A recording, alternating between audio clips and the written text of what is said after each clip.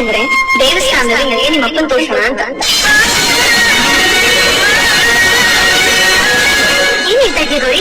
ಹೌದು ಅಕ್ಕ, ಇಷ್ಟು ದಿವಸ ನೀವು ಅಪ್ಪ ಅಪ್ಪ ಅಂತ ಕೇಳ್ತಾ ಇದ್ರು. ನಾನು ಸುಮ್ಮನೆ ಇದ್ದೆ. ಇವತ್ತು ನೋಡಿ ಇವ್ರ ಅಪ್ಪನ ಪರಿಚಯ ಮಾಡಿಸಿದ್ರೆ ಇವ್ರು ಯಾವತ್ತೂ ಹೊಂದ್ಕೊಳ್ಳಲ್ಲ. ಆಗ ನಮಗೂ ನೋಡಿರು. ಹ್ಞೂ ಕಂದ, ಅದಕ್ಕೆ ಎಲ್ಲ ನೀನ ರೆಡಿ ಮಾಡ್ತಿರೋದು. ಮುಖ್ಯವಲ್ಲ ಕಂದ, ನೀನ್ ನೋಡುವ. ಇನ್ನು ಹೊರಡೋಣ ಕಂದ, ಟೈಮ್ ಆಯ್ತು. ಅಲ್ಲೇ ಹೋಗಿ ರಿಟರ್ನ್ ಮಾಡುವಂತೆ, ಓಕೆನಾ? ನಿಜವಾಗ್ಲೂ ಕರ್ಕೊಂಡು ಹೋಗ್ತಿದ್ದೀನಿ ಕಂದ. ಸರಿ ಬಾ.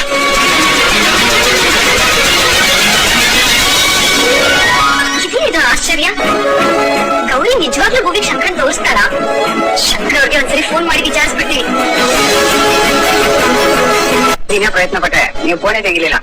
ಇಲ್ಲ ಶಂಕರ್ ಅವರೇ, ನಾನು ಯಾವ್ದೋ ಬೇರೆ ಕೆಲಸದಲ್ಲಿ ಬಿಸಿ ಇದೆ, ಹಾಗಾಗಿ ಫೋನ್ ನೋಡ್ಕೊಳ್ಳಿಲ್ಲ. ಇರ್ಲಿ ಬಿಡಿ ಮೇಡಮ್. ಶಂಕರ್ ಅವರೇ, ಇವಾಗ ಪ್ಲಾನ್ ಮನೇಲಿರೋದಾ ಅಥವಾ ಬೇರೆ ಕೆಲಸ ಏನಾದ್ರು ಇದೆಯಾ? ನಾನು ಹೊರಗಡೆ ಇವನಿ, ಇಲ್ಲಿಂದ ಮತ್ತೆ ದೇವಸ್ಥಾನಕ್ಕೆ ಹೋಗ್ಬೇಕು. ನಾನು ಆವಾಗಿಂದ ಬಂದು ಫೋನ್ ಮಾಡ್ತೀನಿ. ಸರಿ ಶಂಕರ್ ಅವರೇ.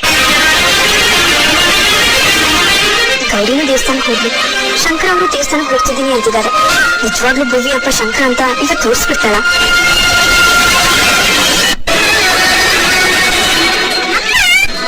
ಏನ್ ಪುಟ್ಟ? ಯಾವಾಗ್ಲೂ ಮೊಬೈಲ್ ಧ್ಯಾನ ಅಲ್ಲ ನಿಂಗೆ? ಮನೇಲಿದ್ರೆ ವಿಜಯಮ್ಮನ್ ಫೋನು, ಇಲ್ಲಿದ್ರೆ ನನ್ ಫೋನು ಅಲ್ವಾ? ಅಯ್ಯೋ, ಅಮ್ಮನ ಹತ್ರ ಯಾವಾಗೂ ಸಿಗಾಕೋತೀನಲ್ಲ ನಾನು. ಒಂಚೂರು ಬುದ್ಧಿ ಬೆಳ್ಕೊ ಭೂವಿ. ಏನೇ ಅದು ಮೈಂಡ್ ವಾಯ್ಸ್ ನಿಂದು?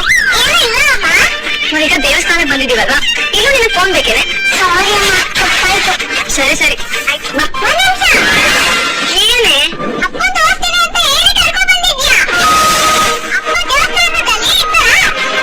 ಹೌದು, ಇಲ್ಲೇ ಇರ್ತಾರೆ.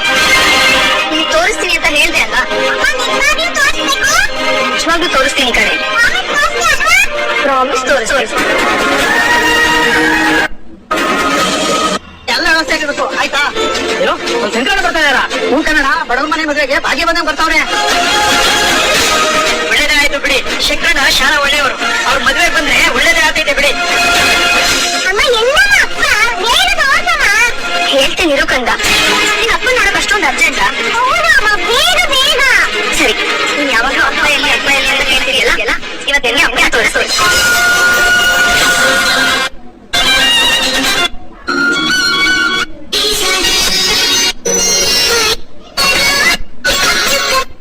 ಎಲ್ಲಿಗೆ? ನಿಮ್ ಸಾಲ್ ಕುಂತ್ಕೊಂಡಿರಿ, ಬರ್ತೀನಿ.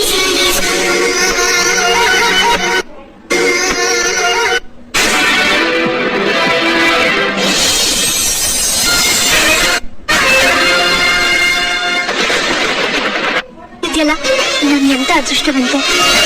ನನ್ನ ಯಜಮಾನ್ರು ನಂಗ್ ಮಲ್ಗೆ ಹೋಗಿ ಕೊಡಿಸ್ತಿದಾರಂದ್ರೆ ಅವ್ರ ಮನ್ಸು ನನ್ ಕಡೆ ವಾಲ್ತಿದೆ ಅಂತ ಅರ್ಥ. ಬಿಡ್ಬಾರ್ದು. ಕಬ್ಬಣ ಕಾದಾಗ್ಲೆ ನಮಗ್ ಬೇಕಾದಾಗ್ಲೆ ಆಕಾರ ಕೊಟ್ಕೋಬೇಕು. ತಗೊಳ್ಳಿ, ಹೊರಡುವ.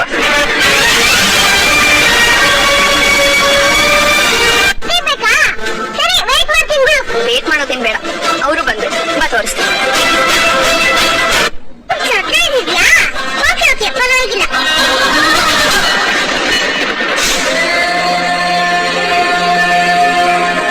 ಹಾಗಲ್ಲ, ನಾನ್ ಹೇಳೋವರೆಗೂ ನೀನ್ ಕಂಡ್ಬಿಡೋ ಹಾಗಿಲ್ಲ.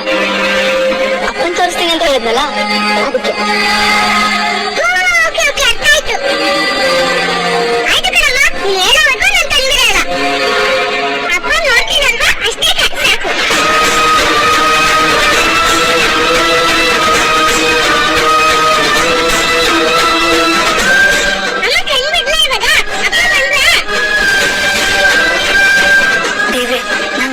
ಸರಿನೋ ತಪ್ಪು ನನಗೆ ಗೊತ್ತಿಲ್ಲ, ಆದ್ರೆ ನನ್ಗೆ ಈ ರೀತಿ ಮಾಡ್ತಾ ಬೇರೆ ದಾರಿನೇ ಇಲ್ಲ. ಪುಟ್ಟ, ನಿಧಾನಕ್ಕೆ ಕಂಡ್ಬಿಡು, ಅಪ್ಪ ಕಾಣಿಸ್ತಾರೆ.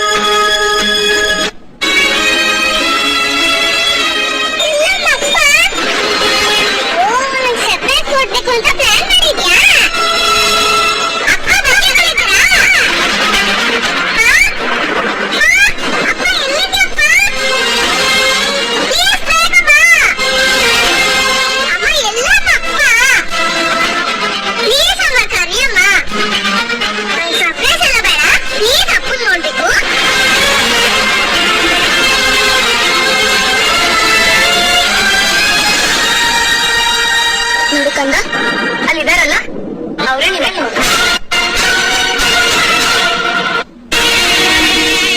ಅವ್ರ ಅಪ್ಪನಿಗೂ ಅಪ್ಪ ಅವ್ರ ಅಪ್ಪನಿಗೂ ಅಪ್ಪ ಇಡೀ ಜಗತ್ತಿಗೆ ಇವರೇ ಅಪ್ಪ.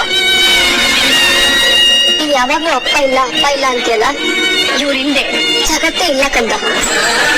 ಅದಕ್ಕೆ ಇವ್ರನ್ನ ಜಗದೋದ್ಧಾರಕ ಅನ್ನೋದು. ಜಗದೀಶ ಅಂತಾರೆ, ಜಗತ್ ರಕ್ಷಕ ಅಂತಾರೆ ಗೊತ್ತಾ. ಎಲ್ಲಾರ್ಗು ಇವರೇ ತಂದೆ. ನಿನಗಾದ್ರೆ ಅಟ್ಲೀಸ್ಟ್ ಅಮ್ಮನಾದ್ರೂ ಇದ್ದಾಳೆ. ಇನ್ನು ಕೆಲವರಿಗೆ ಅದು ಇರಲ್ಲ ಗೊತ್ತಾ. ಅವ್ರನ್ನೆಲ್ಲ ನೋಡ್ಕೊಳ್ಳೋದು ಯಾರು ಹೇಳು? ಇವರೇ ಎಲ್ರಿಗೂ ಅಪ್ಪ. ಸೊ ಇನ್ಮೇಲೆ ನೀನು ಅಪ್ಪ ಎಲ್ಲಿ ಅಂತ ಕೇಳೋ ಹಾಗಿಲ್ಲ, ಆಯ್ತಾ?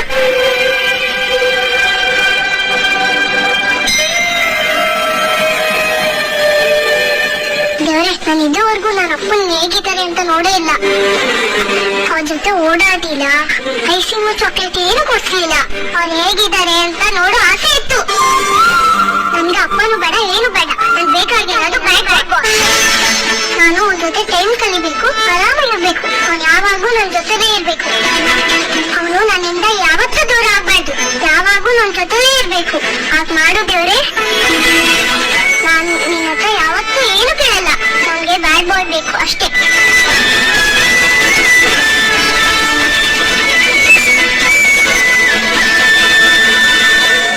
ಹೋಗೋಣ. ಸರಿ ಅಮ್ಮ.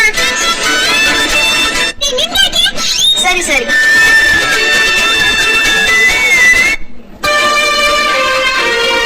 ಏನ್ ಹೇಳಿ?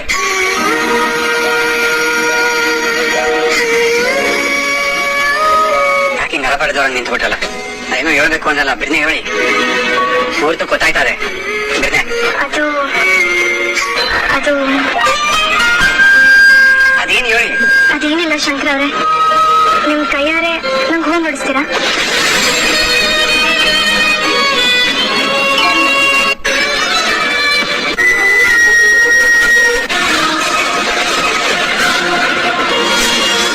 ನನ್ನ ಮನಸ್ಸಿನಾಗೆ ಜಾಗ ಇರೋದು ಒಬ್ರಿಗೆ ಮಾತ್ರ. ನಿಮ್ಮನ್ನು ಬಿಟ್ಟು ಆ ಜಾಗಕ್ಕೆ ಬೇರೆ ಯಾರನ್ನು ಕೂರ್ಸಕ್ ನನಗೆ ಇಷ್ಟ ಇಲ್ಲ. ನಮ್ಮ ಮಗು ಈ ಪ್ರಪಂಚಕ್ಕೆ ಬಂದ್ಮೇಲೆ ನಿಮ್ಮಪ್ಪ ಮಾಡ್ದಿರೋ ತಪ್ಪಿಗೆ ಜೈಲ್ ಸೇರಿದ್ದಾರೆ ಅಂತ ಹೇಳಲ್ಲ. ಆ ಮಗುಗೋಸ್ಕರ ಆದ್ರೂ ನೀವು ಅಪರಾಧನ ಒಪ್ಕೋಬಾರ್ದು. ಈ ಕೊಲೆ ಮಾಡಕ್ಕೆ ಗುಂಡಾರಿಸಿ ಅದು ನಾನು ನನ್ನನ್ನು ಕಾಪಾಡಕ್ಕೆ, ಅವ್ರ ಮಗನ ಉಳಿಸಕ್ಕೆ ಅವ್ರಿಗೆ ಸುಳ್ಳು ಹೇಳ್ತಾವ್ರೆ. ನೀನು ನನ್ನನ್ನ ನನ್ನ ಮಗುನ ಒಂಟಿ ಮಾಡಿ ಹೋದೆ. ಆದ್ರೆ ಪ್ರೀತಿ ಅಂದ್ರೆ ಬೆಲೆ ಕೊಡ್ತೀಯ ಅಂತ ಅನ್ಕೊಂಡಿದ್ದೆ. ಈಗ ನೀನು ಗಂಗನ್ನ ಮದ್ವೆ ಆಗಿ ಸೆಟ್ಲ್ ಆಗಿದ್ಯಾ ಶಂಕರ. ನಿನ್ನನ್ನು ಬಿಟ್ಟು ಬಂದು ನಾನು ಒಳ್ಳೆ ಕೆಲಸನೇ ಮಾಡಿದ್ದೀನಿ. ಹೌದು, ನನ್ನ ನಿರ್ಧಾರ ಕರೆಕ್ಟ್ ಆಗೇ ಇದೆ. ಜೀವನದಲ್ಲಿ ಯಾರು ಶಾಶ್ವತ ಅಲ್ಲ ಅನ್ನೋದನ್ನ ತೋರಿಸ್ಕೊಟ್ಬಿಟ್ಟೆ ನೀನು. ಪ್ರೀತಿನೂ ಕೂಡ ಒಬ್ರ ಜಾಗಕ್ಕೆ ಇನ್ನೊಬ್ಬರನ್ನ ತರೋದು ಅದೆಷ್ಟು ಸುಲಭ ಅಲ್ವಾ? ಹೋಗ್ಲಿ, ಗಂಗಾ ಆದ್ರೂ ಚೆನ್ನಾಗಿರ್ಲಿ. ನಿನ್ನ ಬೇಜವಾಬ್ದಾರಿತನ ಅವಳ ಮೇಲೂ ತೋರಿಸ್ಬೇಡ. ಹೆಣ್ಣಿನ ಮನಸ್ಸು ಎಷ್ಟು ಮೃದುನೋ ಅಷ್ಟೇ ಕಠೋರ, ಎಷ್ಟು ಕಠೋರನೋ ಅಷ್ಟೇ ಸೂಕ್ಷ್ಮ. ನಿನ್ನಂತವರಿಂದ ಅಂತ ಮನ್ಸಿಗೆ ನೋವಾಗ್ಬಾರ್ದು ಅಷ್ಟೇ.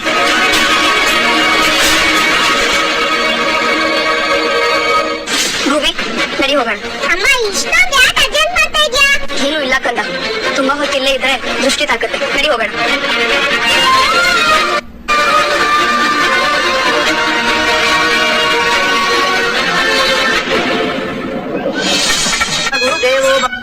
ಬಂದ್ರು ಹೋಗಪ್ಪ, ಒಂದೆರಡು ಚೆಕ್ ತಗೊಂಡು. ಬೇಡ ಅದೇನ್ ಬೇಡ. ನೀವು ಗಣಪನವ್ರು ಬಂದಿದ್ದು ಬಹಳ ಖುಷಿ ಆಯ್ತು. ತಾಳಿ ತಗೊಂಡು ಎಲ್ಲರ ಕೈಲೂ ಮುಡ್ಸ್ಕೊಂಡ್ ಬನ್ನಿ ಅಲ್ಲ. ಒಳ್ಳೇದಾಗ್ಲಿ. ನಿಲ್ಸಿ. ಯಾಕಲ್ಲ, ಏನಾಯ್ತು? ನೋಡೆ, ನೀವೇನು ಅನ್ಕೊಂಡ್ಬೇಡಿ, ಆದ್ರೆ ಇರೋ ವಿಷಯ ಹೇಳ್ತೀನಿ. ಏನಲ್ಲ ನೀನ್ ಹೇಳಕ್ಕೆ? ಅದು ಮದುವೆ ಮನೇಲಿ ತಾಳಿ ಕಟ್ಟೋ ಟೈಮ್ ಆಗಿ ಹೋಗಿ ಯಾರ ಕೈಯಲ್ಲಿ ತಾಳಿ ಮುಡ್ಸಕ್ ಹೋಗಿದ್ದೀರೋದೋಡೆ?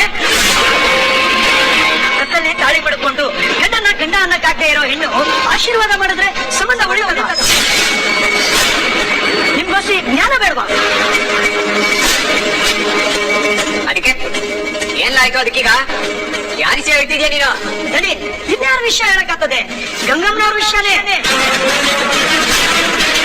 ಏನು ಗೊತ್ತಾಗಕ್ಕಿಲ್ಲ, ಯಾವಾಗ್ಲೂ ಜನಸೇವೆ ಮಾಡ್ಕೊಂಡಿರ್ತೀರಾ. ಆದ್ರೆ ಅಮ್ಮವ್ರಿಗಾದ್ರೂ ಗೊತ್ತಾಗ್ಬೇಕಂತೆ. ಅವ್ರ ಗಂಡ ಯಾರು ಅಂತ ಕೇಳಿದ್ರೆ ಏನಂತಾರೆ ದೊಡೆ?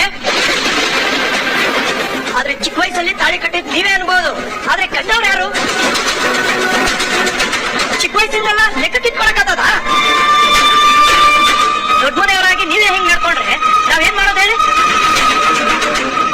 ಒಂದ್ ಹೆಣ್ಣು ಗಂಡು ಜೊತೆಲಿದ್ರೆ 100 ಸಂಬಂಧ ಕಟ್ಟೋ ಸಮಾಜ ಇದು. ಅದೆಲ್ಲ ಪ್ರಶ್ನೆಗೆ ಒಂದೇ ಉತ್ತರ, ನೀವು ಅವ್ರ ಜೊತೆಗೆ ತಾಳಿ ಕಟ್ಟಬೇಕು.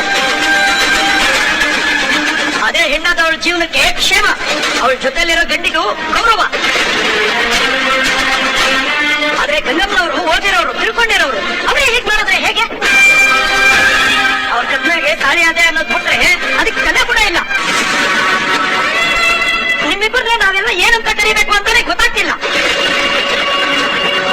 ಆ ತಾಳಿ ನೀವೇ ಕಟ್ಟಿರೋದು ಅಥವಾ ಅವರೇ ಕಟ್ಕೊಂಡಿರೋದು ಆ ದೇವರಿಗೆ ಗೊತ್ತಾಗ್ಬೇಕು.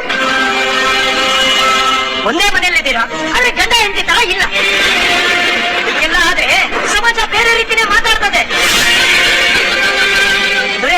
ನನ್ ಮಾತಿಂದ ನಿಮಗ್ ನೋವಾಗಿದ್ರೆ ಕ್ಷಮಿಸ್ಬಿಡಿ. ಆದ್ರೆ ನೀವೇನೇ ಹೇಳಿ ಗಂಗಮ್ಮ ಇಲ್ಲಿ ಬಂದು ತಪ್ಪು ಮಾಡ್ಬಿಟ್ರು.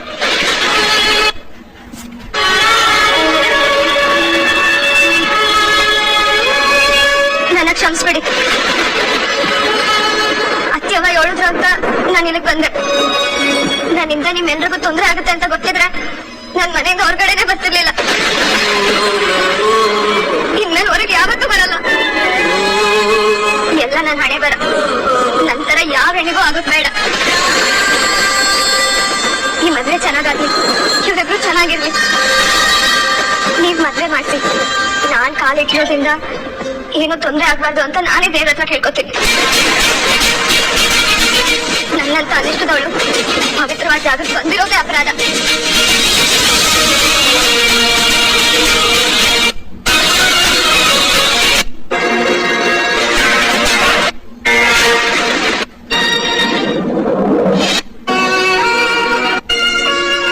ಗಂಗಾವ್ರ ಬಗ್ಗೆ ನಂಗೆ ಯಾವ ಆಲೋಚನೆನೂ ಇಲ್ಲ. ಇವತ್ತಿಗೂ ನನ್ನ ಮನಸ್ಸಿನಾಗೆ ಜಾಗ ನಿಮ್ಮೊಬ್ರಿಗೆ ಮಾತ್ರ. ನಿಮ್ಮನ್ನು ಬಿಟ್ಟು ಆ ಜಾಗಕ್ಕೆ ಬೇರೆ ಯಾರನ್ನು ಕೂರ್ಸಕ್ ನಂಗೆ ಇಷ್ಟ ಇಲ್ಲ.